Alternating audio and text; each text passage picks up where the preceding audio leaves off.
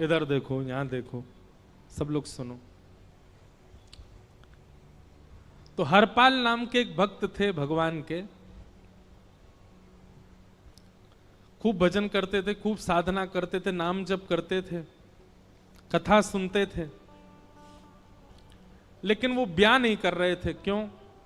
उनकी इच्छा थी कि जैसा मैं भजन करता हूं, जैसी मेरी भक्ति है, जैसा मेरा भाव ठाकुर जी के प्रति है, ऐसी कन्या मिले तो मैं ब्याह करूंगा, नहीं तो जीवन भर ऐसे ही रहूंगा।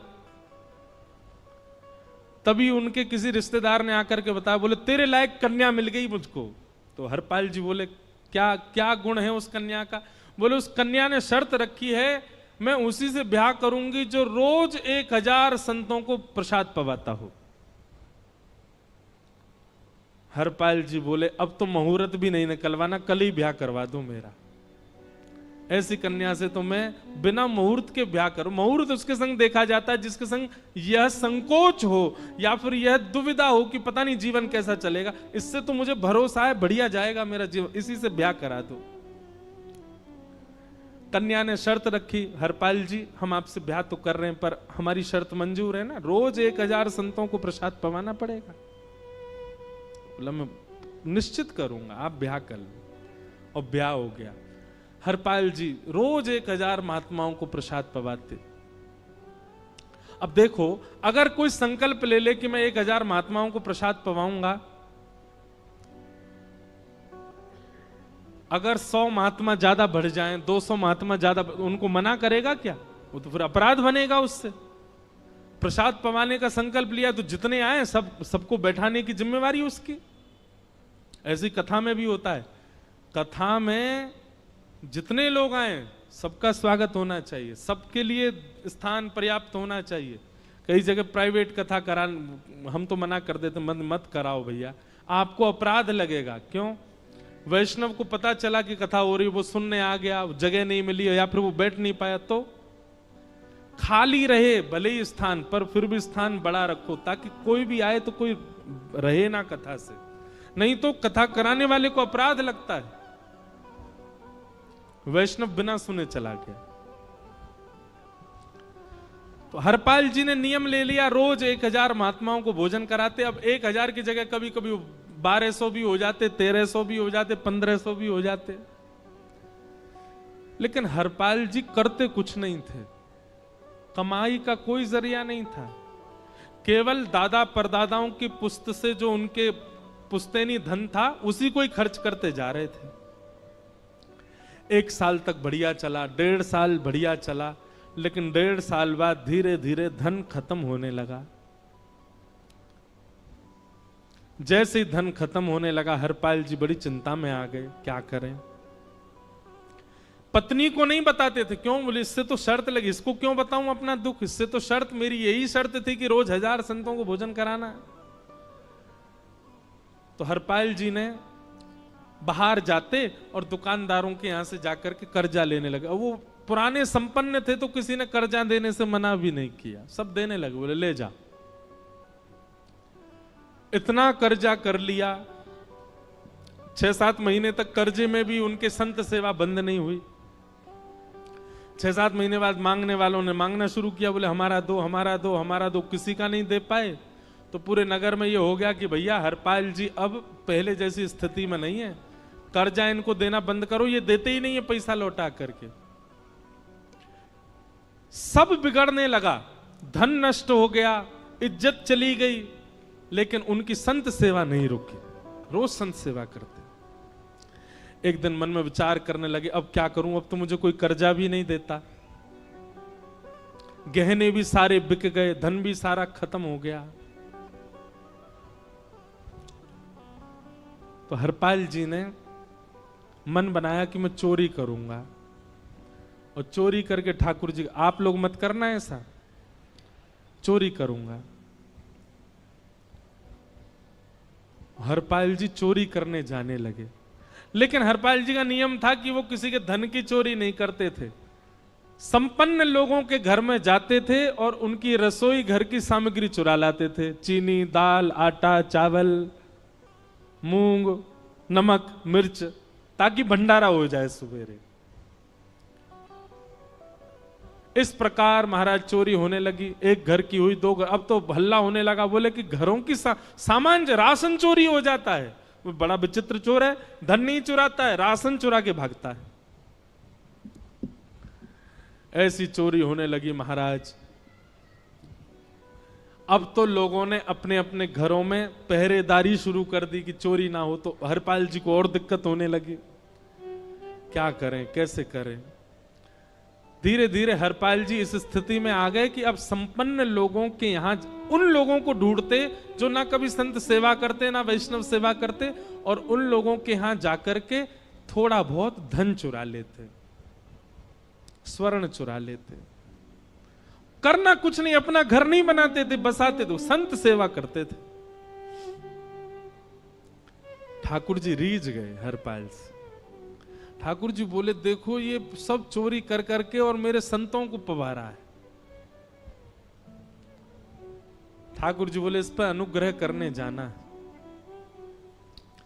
भगवान सिंहासन से उठ करके तैयार होने के लिए गए, और बढ़िया महाराज नकली सी मूछ लगा करके, ऊपर सिर पर पाग पहन करके, और थोड़ा पेट सा बाहर निकाल के, गले में खूब सारी जंजीर डाल के, हाथों की हर उंगली में अंगूठी पहन करके, सोने की जूतियां डाल करके, कौंधनी सोने की पहन करके, और एक बैंत समझते, वृद्ध लोग लेकर के चलते, बैंत, सोने का मड़ा हुआ बैंत लेकर के ठाकुर जी तैयार हो गए, एक सेठ जी बन गए।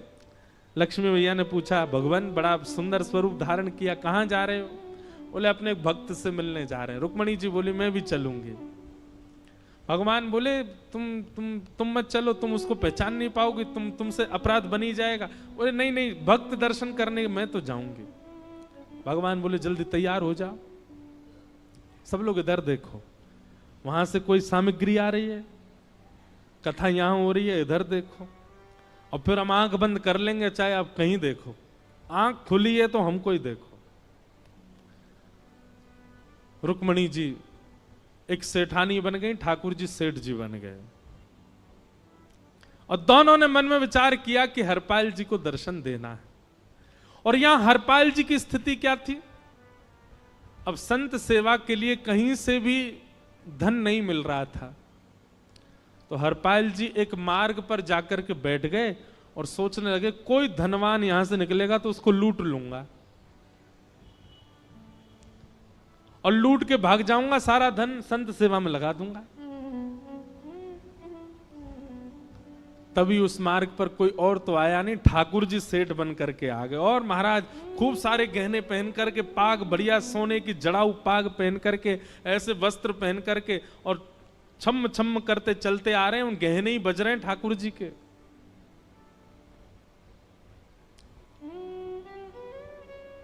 हरपाल जी ने जैसे नेत्र खोल करके देखा, ठाकुर जी के रूप यौवन और सबरी उनके श्रृंगार को देख करके हरपाल जी बोले, ये तो एक आध साल के भंडारे की व्यवस्था आ रही है सामने से। इतने में ही सेठानी जी, रुक्मणी जी भी आई, उनको ओहो, ये तो कम से कम 5-10 साल की व्यवस्था आ रही है। अगर ये दोनों लूट लिए जाएं तो 10 साल चोरी नहीं करनी पड़ेगी। देखो कितना धन संपन्न।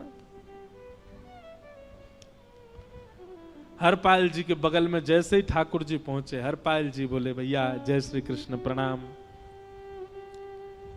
ठाकुर जी तो नाराज हो गए, क्या भगवान का नाम बोलता है सुबह सुबह? तुम सब लोग बड़े पाखंडी हो, ढोंगी हो, और हमने सुना इस गांव में एक रहता है, वो चोरी डकैती करता है, और फिर कहते हैं संत सेवा करता है। ऐसी काय बात की चोरी भैया? करता तो चोरी है, भली उससे भली संत सेवा करता हो। नाम उसका हरपाल है, हम सब जानते हैं। भगवान का नाम मत लो हमारे सामने। हरपाल जी समझ गए, वो तो बिल्कुल भगवत विमुख है, इसकी तो एक अंगूठी भी नहीं छोड़नी मुझको, इसका तो सब लेके जाऊंगा। अगर ये बदले में जय श्री कृष्णा बोलता तो एक आध गहना छोड़ देता है इसका में, पर ये तो इतना बिखर रहा है भगवान का नाम सुन के, इसका कुछ नहीं छोड़ूंगा, सब ले जाऊंगा।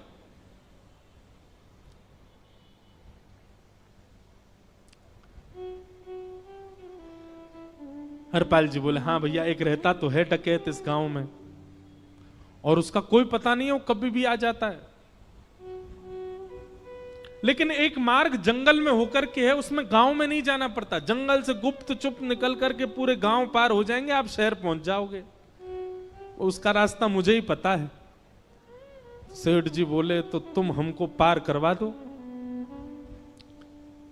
हरपाल जी बोले मैं पार तो करवा दूंगा, लेकिन भगवान मेरे घर कुछ मेहमान आए हैं, उनके भोजन आदि की व्यवस्था के लिए मैं तो बाजार आया था, मेरे पे धन नहीं है।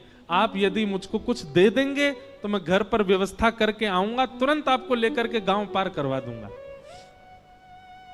ठाकुर जी ने उसको कुछ सोने की मोहर दे दी, बोले लो तुम अपने घर की व्यवस्था कर आओ। हरपाल जी ने सामग्री खरीदी, घर पर पहले व्यवस्था करके आए। बोले आज की व्यवस्था हो जाए, क्योंकि आज तो 10 साल का सब चोरी करना समय लगेगा। पत्नी से कहा भोजन प्रसादी बनाओ, संतों को पवाओ। संत पूछेंगे मैं कहां है, तो कहना कि आप लोगों की 10 साल की व्यवस्था करने गए आज। हरपाल जी लौट करके आए और सेठ जी से कहा आइए आइए चल दीजिए मेरे साथ और हमारे संगी चलना बिल्कुल। ठाकुर जी रुक्मणी जी चलने लगे। जैसे ही विहंगम जंगल में पहुंचे, भयंकर भयावह जंगल, बीच जंगल में जैसे ही पहुंचे, हरपाल ने पीछे मुड़ करके देखा, दोनों चले आ रहे हैं। तुरंत महाराज वो तो अपने रूप में आ गया, शेर की तरह गर्जना करने लगा, अपनी लाठी धर दी सामने और अपने सिर का स्वाफा निकाल करके सामने बिछा दिया। भगवान जो सेठ जी के रूप में आया, भगवान बोले भैया ये क्या कर रहे हो? बोले मैं ही हरपाल हूं। सारे सामग्री निकालो, डाल दो यहां पे, एक चीज भी मत छोड़ना, नहीं तो तुम जानते नहीं हो तुम्हारा क्या करूंगा। ठाकुर जी तो थर थर कांपने लगे। रुक्मणी जी बोली देखो कैसा नाटक कर रहे हैं। रावण के आगे नहीं डरे थे, कुंभकर्ण के आगे नहीं डरे, हिरण्यकश्यप के आगे नहीं डरे, और वो हरपाल के आगे ऐसे कांप रहे हैं। भगवान तो मन की सब समझ जाते हैं, कौन ही मारने, वो तुम भी कांपो क्यों? बोले भक्त है भैया, ये हमारो भक्त है। अनुब्रजाम में हम नित्यम पूये ये तन्य रेणु भी, इसने हमारे लिए सब गवा दिया, हमारे वैष्णव संतों के लिए सब लुटा दिया, इसके आगे भयभीत होने में कोई लज्जा नहीं। लक्ष्मी नारायण दोनों कांप रहे हैं और हरपाल कह रहा सब निकालो। ए सेठानी जी कान के कुंडल उतारो। कान कुंडल उतार दिए, नाक की नथनी उतार दी, सब उतार उतार के धर दिए, हाथों के सब कड़ूला आदि भी धर दिए।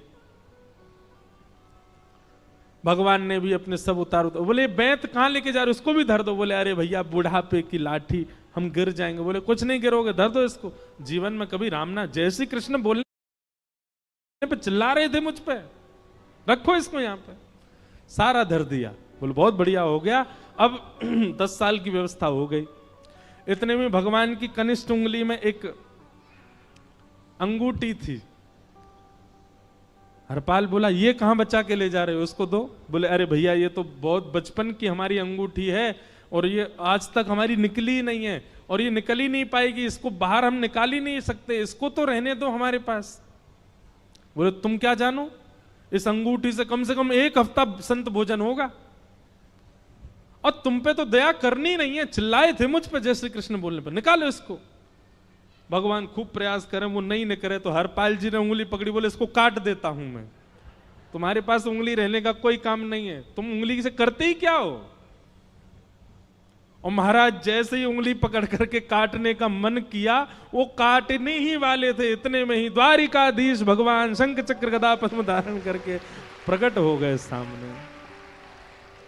रुक्मणी जी महालक्ष्मी के रूप में प्रकट हो गई और दोनों ने अपने अंक में हरपाल को भर लिया।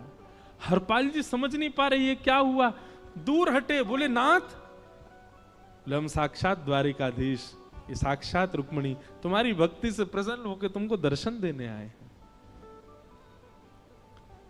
हरपाल जी घुटने के बल बैठ गए, रोने लगे, सर रख दिया चरणों में, पटकने लगे। बोले नाथ, मैंने अपने नाथ को लूटा, आज मैंने अपने स्वामी के साथ डकैती कर रहा था, मैं अपने स्वामी की उंगली काटने पर मजबूर हो गया था, इसका मतलब तो मैं पापी हूं। मेरा पाप इतना प्रचंड हो गया कि मैं आपके रूप को नहीं पहचान पाया।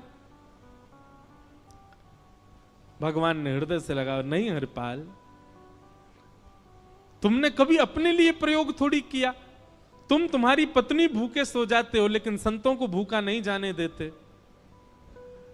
ठीक है, उसके लिए भले ही तुमने वह गलत मार्ग अपनाया जो नहीं अपनाना चाहिए था, परंतु उसमें उद्देश्य कोई और तो नहीं था, मेरे जनों की सेवा ही तो थी, मेरे वैष्णवों की सेवा।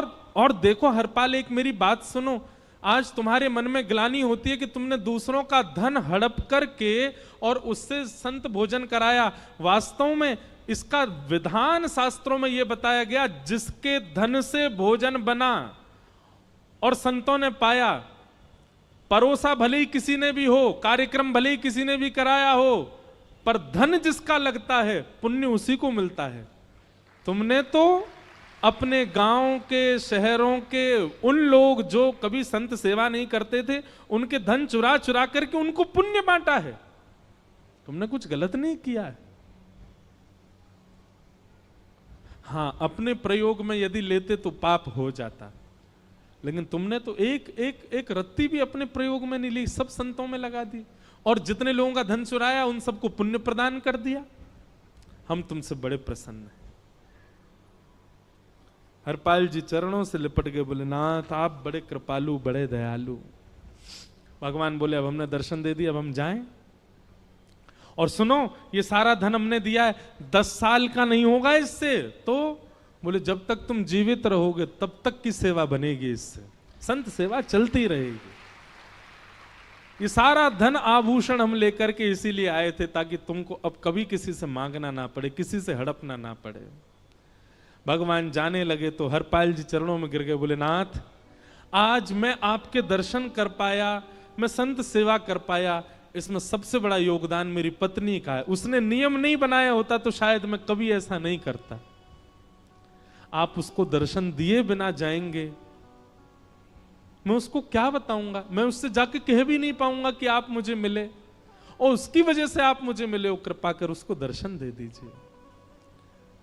ठाकुर जी बोले ठीक है। तुरंत लक्ष्मी नारायण भगवान ने छोटे छोटे बालकों का रूप धारण कर लिया और हरपाल जी की गोद में बैठ गए, और हरपाल जी अपनी गोद में लेकर के ठाकुर जी को घर पर आए, और आकर के अपनी अरे सुनो देखो कौन आए हैं। जैसे बाहर आकर के देखा तो नन्हे से ठाकुर जी, नन्ही से रुक्मणी जी गोद में बालकों की भांति बैठे हैं। बोले अरे इतने सुंदर सुंदर बालक। बोले बालक नहीं है, ये साक्षात जगन्नाथ भगवान, साक्षात रुक्मणी जी, साक्षात द्वारिकाधीश हैं। तुरंत ठाकुर जी अपने रूप में प्रकट हो गए और दोनों दंपति को दर्शन दे करके भगवान वहां से प्रस्थान कर गए। बोलो भक्त वत्सल भगवान। तो एक भक्त जीवन संगी का प्राप्त होना भगवत दर्शन तक ले जा सकता है आपको।